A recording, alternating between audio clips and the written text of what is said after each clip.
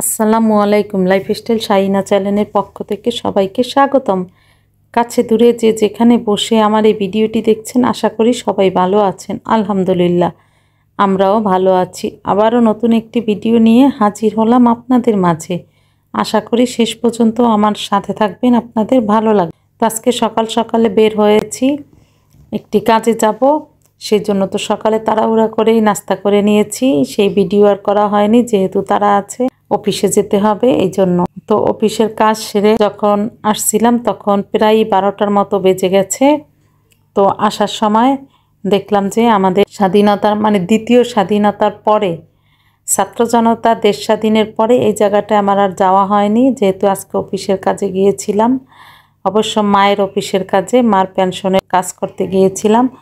তো আসার সময় দেখলাম যে দেওয়ালগুলো এত সুন্দর করে ছাত্র জনতারা এঁকেছে। তো প্রথমে আমি ভাবলাম, পড়ে পড়ে দেখছিলাম। তো আপনাদের ভাইয়া বলল যে তুমি পড়ে কি লাভ হবে, তুমি ভিডিও করে নিয়ে যাও, তোমার চ্যানেলে থেকে যাবে। তো আমি বললাম, তো ভালো আইডিয়া দিয়েছো। তো তাই সবগুলো একটু ভিডিও করলাম আর সবগুলো পড়ছিলাম। যখন তখন খুব খারাপ লাগছিল। সবার কথা এখানে লেখা ছিল, আবু সাইদ, মুগ্ধ, ইয়ামিন, ফাইয়াজ, যত শহীদ হয়েছে তাদের সবার কথা ছিল, তাদের অনুভূতি, তাদের উপরে অত্যাচার, সবগুলোই কিন্তু খুব সুন্দর করে দেখতে পারছেন এঁকেছে। যেহেতু আমি অনেক দিন পরে গিয়েছি, তো প্রথম যখন এঁকেছে তখন আরো সুন্দর ছিল, যেহেতু বৃষ্টি হয়েছে, তারপর রোদ্দুর, তারপরে অনেক দিন হয়ে গেছে, প্রায় মাসখানেক পরে আমি গিয়েছি।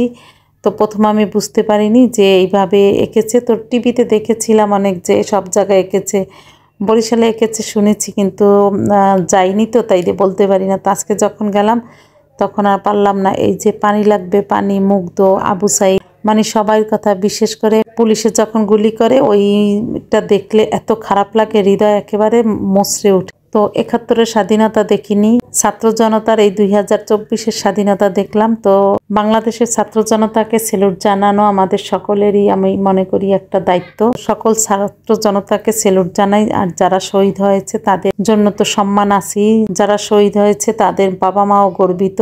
আর যে ছাত্র জনতারা এই স্বাধীনতার জন্য অনেক চেষ্টা করে যাচ্ছে, তাদের বাবা মাকেও স্যালুট জানাই। তো এইরকম ছাত্র জনতা আছে বলেই কিন্তু বাংলাদেশ দ্বিতীয়বারের মতো স্বাধীন হতে পেরেছে। বাংলাদেশের মানুষ এখন স্বস্তি পেয়েছে। তো আমি এত কিছু রাজনীতি বুঝি না, আর যখন এইরকম আন্দোলন চলছিল তখনও কিন্তু এতটা বুঝতে পারিনি। বিশেষ করে যখন মাঝামাঝিতে আসছে আর টিভিতে যখন দেখতাম বা ফেসবুকে, ইউটিউবে, তখন বুঝতে পেরেছি আসলে এই আন্দোলনটা কীরকম হচ্ছিল। আর তখন খুব ভয় হয়েছিল, আর তখন শুধু দোয়া করেছিলাম আল্লাহ যেন ছাত্র জনতাকে হেফাজতে রাখে। আর এখন যখন আবার পুরনো এই নিউজগুলা দেখায় টিভিতে, তারপরে ইউটিউবে, ফেসবুকে দেখি, তখন সত্যি খুব ভয় করে যে এইরকম হয়েছিল। আর তখন আমরা কীরকম ছিলাম, বিশ্বাস করতে পারছি না, এত ভয় করছে। তো দেওয়ালের চিত্রগুলো আমার এত ভালো লেগেছে, ওদের আঁকা মনে হয় যে একেবারেই জীবন্ত, ওদের মনের ভাষা সব ওই দেওয়ালে ওরা সুন্দর করে এঁকেছে। অন্যান্য জায়গায় আরো সুন্দর করে এঁকেছে হয়তো, বা এখানেও অনেক সুন্দর এঁকেছে। আমার কাছে আমার শহরেরটাই বেস্ট। সবগুলো ভিডিও একটু একটু করে করেছি। থাকুক আমার চ্যানেলের স্মৃতি 2024-এর ছাত্র জনতার এই স্বাধীনতা। তো আস্তে আস্তে অফিসের কাছে তো গেলে বুঝতেই পারেন, 1 ঘন্টার জায়গায় আরও আধা ঘন্টা বেশি সময় লাগে। তো অফিসের কাজ করে সেরে আস্তে আস্তে প্রায় বাসায় আসতে 12:30টার মতো বেজে গেছে। তো তাড়াহুড়া করে কি রান্না করব বুঝতে পারছিলাম না, হাতে নেই, যেহেতু 12:30টা বেজে গেছে। এই জন্য তাড়াহুড়া করে 2টা ইলিশ মাছ ফ্রিজ দিয়ে বের করে ধুয়ে পরিষ্কার করে নিয়েছি। যেহেতু ভিডিও করতে পারিনি, তা ভিডিও করতে অনেক সময় লাগে, এই জন্য এইটুকু পারি সেইটুকু ভিডিও করেছি। তো মাছ 2টা কেটে ধুয়ে আমি এখন ভেজে নিচ্ছি। আর তাড়াহুড়ার সময় কিন্তু ইলিশ মাছ আর চিংড়ি মাছই সবচাইতে ভালো উপায় হয়, ধোয়া কম লাগে, কাটতেও সুবিধা। এই জন্য তাড়াহুড়ার সময় কিন্তু ইলিশ মাছ আর চিংড়ি মাছটা দিয়েই কিন্তু আমরা নারীরা অনেক সময় পার পেয়ে যায়। তো ইলিশ মাছটা ভেজে নিয়েছি, আর এখন আমি সবজি খিচুড়ি রান্না করব। সব সবজি যেইটুকু পেরেছি একটু কেটে নিয়েছি। খিচুড়ি রান্নার সব মশলা দিয়ে ভালোভাবে হাতে মাখিয়ে এখন পরিমাণ মতো পানি দিয়ে ফ্রাই প্যানটা চুলায় বসিয়ে দিব। আর খিচুড়িটা কিন্তু আমি এইখানে ভাতের চাল দিয়ে রান্না করেছি। আমার ধারে ভাতের চাল দিয়ে রান্না করা খিচুড়িটাই, সবজি খিচুড়িটা খুব ভালো লাগে।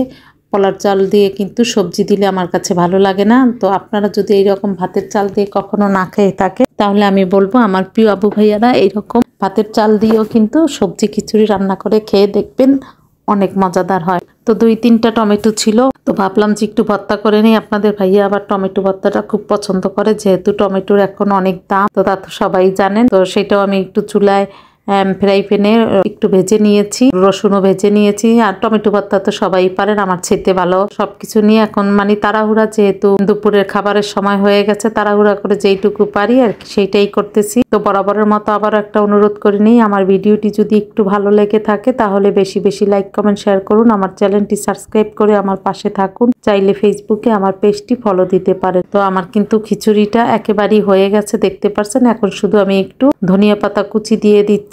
তো ধনিয়া পাতা দিয়ে আমি কিন্তু আবার একটু নেড়ে ঢেকে দিয়েছিলাম। খিচুড়ি কিন্তু আমার একেবারেই এখন রেডি হয়ে গেছে। এখন খাওয়ার সময় এই জন্য টেবিলে সবকিছু হাঁড়ির সাথে নিয়ে এসেছি। তো দেখতেই পারছেন আমার সবজি খিচুড়ি, ইলিশ মাছ ভাজা আর টমেটো ভর্তা কিরকম হয়েছে আশা করি জানাতে ভুলবেন না। খিচুড়ি খেতে খেতে আজ এখানেই বিদায় নিচ্ছি। আমার ভুল ত্রুটিগুলো ক্ষমা সুন্দর দৃষ্টিতে দেখবেন। আসসালামু আলাইকুম, আল্লাহ হাফেজ।